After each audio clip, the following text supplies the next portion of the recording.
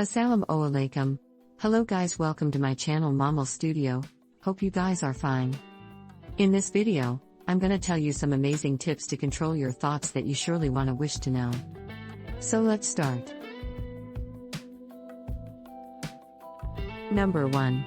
Understand what your thoughts are. Thoughts are not only thoughts. They don't often reflect reality, but they influence you. So think positively. Number 2. Question yourself, is it true? Our mind is a battlefield and we need to take control of it. Be careful how you think, because your actions are controlled by your thoughts. Number 3. Understand your thoughts.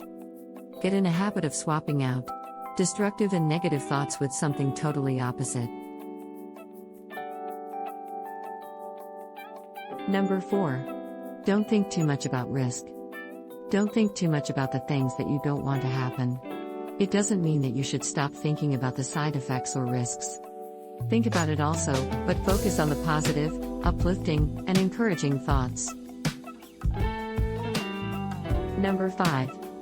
Reframe your thinking.